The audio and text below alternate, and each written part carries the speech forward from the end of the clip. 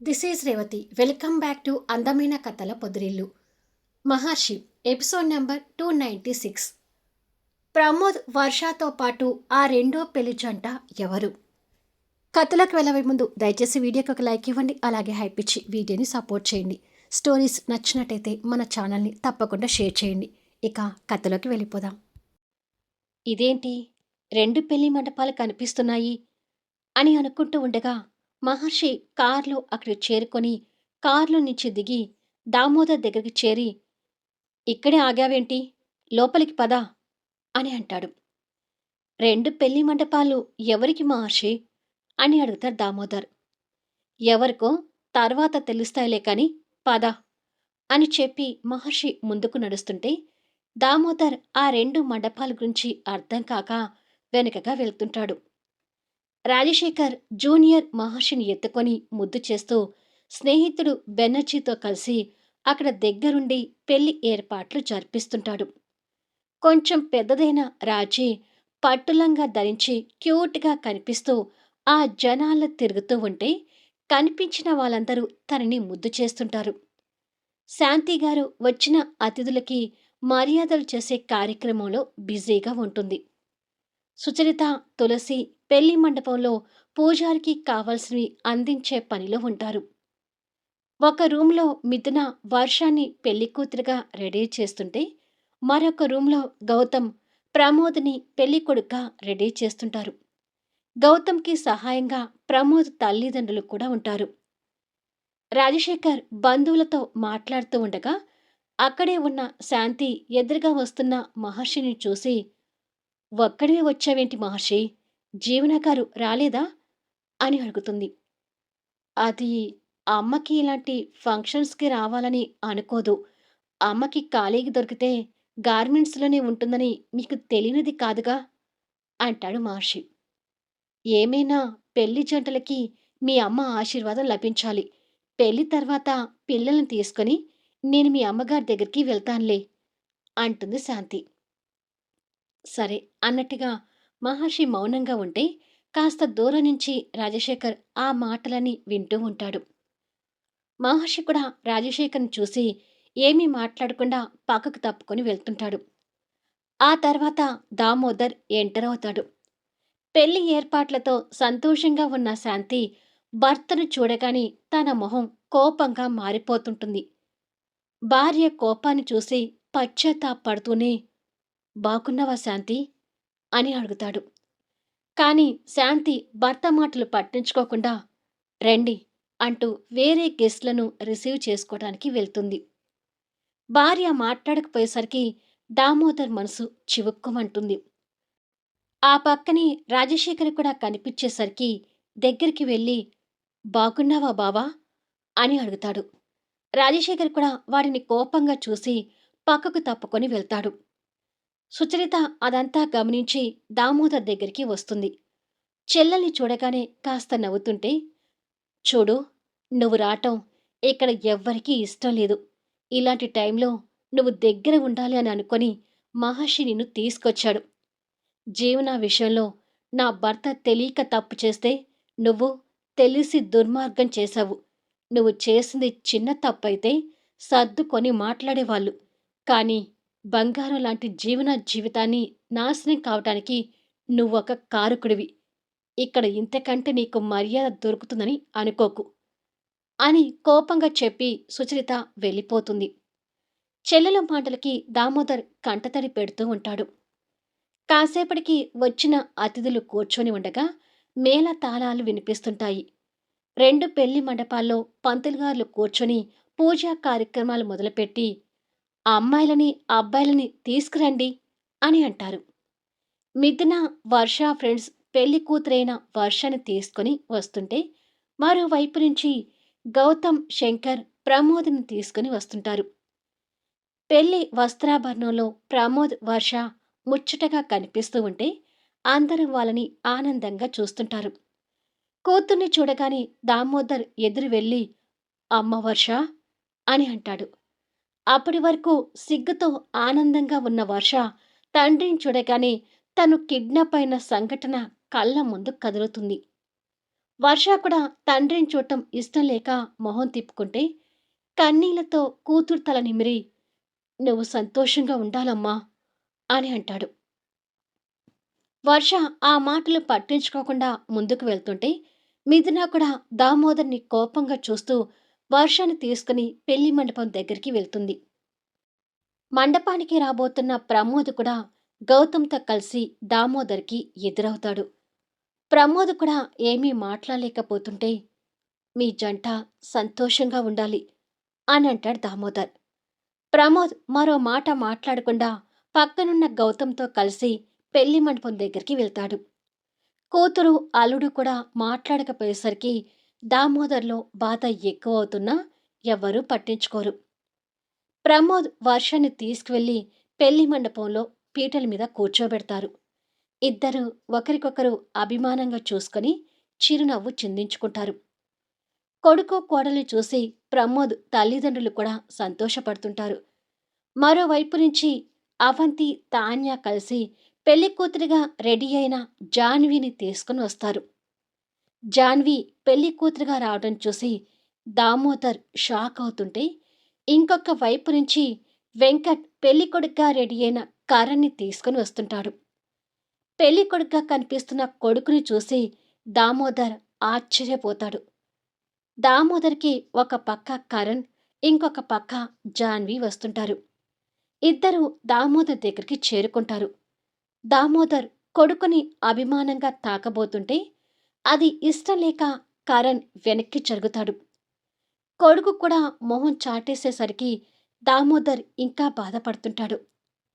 కాని కొడుకు జాన్విని పెళ్లి చేసుకోవడం ఆశ్చర్యపోతుండగా మహర్షి అక్కడికి వచ్చి, "నీ కొడుకు నీ దగ్గరే ఉంటే నీలాగే దుర్మార్గుడిగా తయారవుతాడని ఎన్నాళ్ళు నీ కొడుకుని దూరంగా ఉంచాను. లక్ష్మీపురంలో స్థాపించిన జీవన గార్మెంట్ ఇండస్ట్రీస్‌లో నీ కొడుకు ఉన్నత స్థాయిలో జాబ్ చేస్తున్నాడు. కంపెనీ స్టార్ట్ కాగానే జాన్వి కూడా అక్కడే జాయిన్ అయింది. కరణ్, జాన్వి ఇద్దరు కడిగిన ముత్యంలా మారిపోయి మనసారా ప్రేమించుకున్నారు.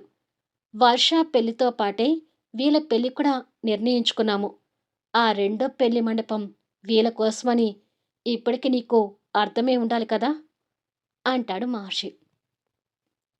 దామోదర్ కన్నీళ్లు పెడుతూ మహర్షికి రెండు చేతులు జోడిస్తాడు. ఆ క్షణం కొడుకుని చూసి రాజశేఖర్ ఎమోషనల్ చెందుతూ సంతోషపడుతుంటాడు.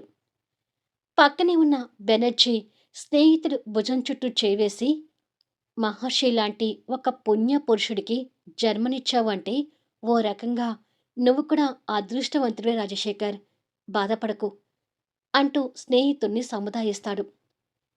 కానీ ఏం లాభం, మహర్షితో నాన్న అని పిలిపించుకోలేని దురదృష్టవంతుణ్ణి అని రాజశేఖర్ మనసులో బాధపడుతుంటాడు. కాసేపటికి అందరి బంధువుల ఆశీర్వాదంతో ఆ రెండు జంటలకు సంతోషంగా పెళ్లి జరుగుతుంటుంది. అందరి జంటల ఆశీర్వాదంతో ప్రమోద్ వర్ష మెడలో తాళి కడితే కరణ్ నవ్వుతూ జాన్వి మెడలో తాళి కడతాడు. మహర్షి ద్వారా జాన్వీలో మార్పు వచ్చి అలా సెటిల్ అవుతున్నందుకు జాన్వీ పేరెంట్స్ కూడా సంతోషపడుతూ కూతురు, అల్లుడి మీద అక్షింతలు వేసి ఆశీర్వదిస్తారు. వెంకట్, మిథున పెళ్లి జంటల మీద అక్షింతలు వేస్తూ, "ఒకసారి మన పెళ్ళైన కొత్త రోజులు గుర్తు తెచ్చుకో దుష్టశక్తి" అంటాడు వెంకట్.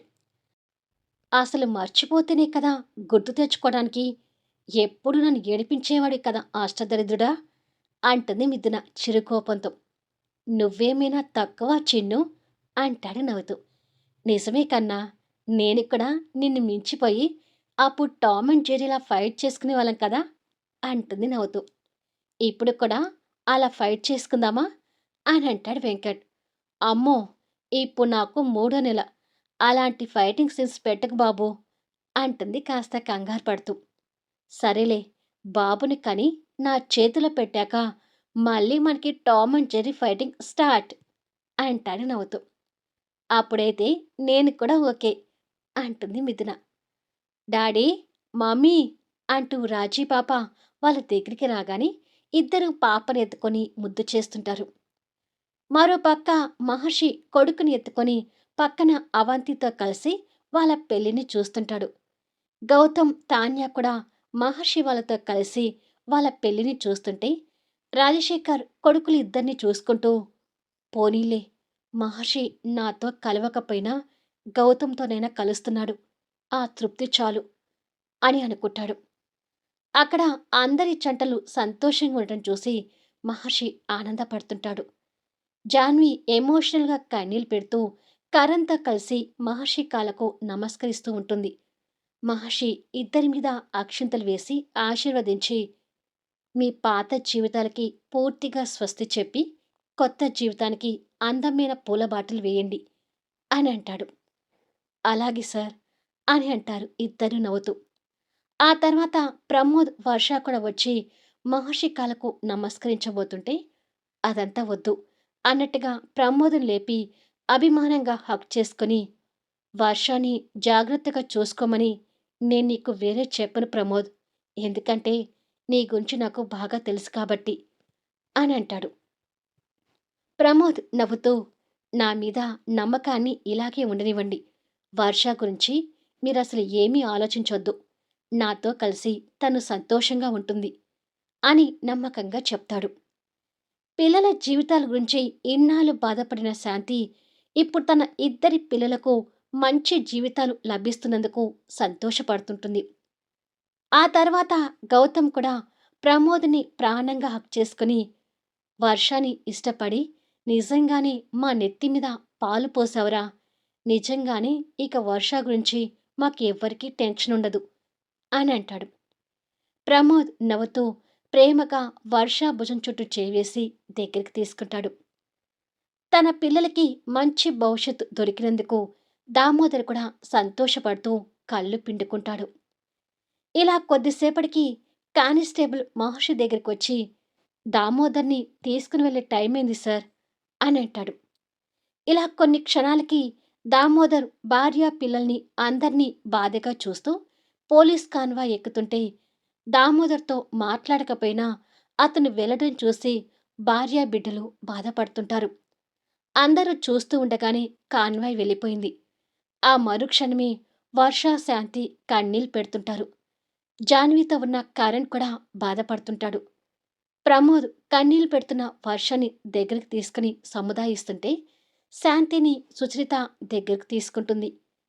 కరణ్ కూడా బాధపడుతుంటే, జాన్వి అతని చేయి పట్టుకొని, వద్దు అన్నట్టుగా తల ఊపి, అత్తయ్య గారికి నువ్వే ధైర్యం చెప్పాలి కరణ్ అని అంటుంది. అవును అన్నట్టుగా కరణ్ చూస్తూ తల్లి దగ్గరికి చేరి తన్ని హగ్ చేసుకుని, బాధపడకమ్మా, మనకింకా మంచి రోజులు ఉన్నాయి కాబట్టే మహర్షి గారి నీడలో నేను బుద్ధిమంతుడిగా మారిపోయాను అని అంటాడు. అది విని శాంతి మహర్షికి చేతులు జోడిస్తే, వద్దు అన్నట్టుగా మహర్షి తల ఊపుతాడు.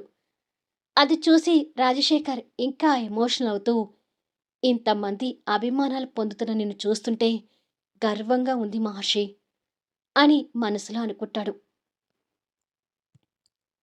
తాన్య పెళ్లి నుండి వచ్చి అలసిపోయినట్టుగా బెడ్ మీద కూర్చుంటే, డెవిల్ అంటూ గౌతమ్ పాల గ్లాస్‌తో వచ్చి, అమ్మ కుంకుమ పువ్వు కలిపిన పాలిచ్చింది. ఇవి తాగు అని ఇవ్వబోతాడు. తాన్య అవి తీసుకుని తాగి, వర్షకి పెళ్లి జరిగిందంటే ఇక నీ టెన్షన్ తీరినట్టే కదా అని అడుగుతుంది.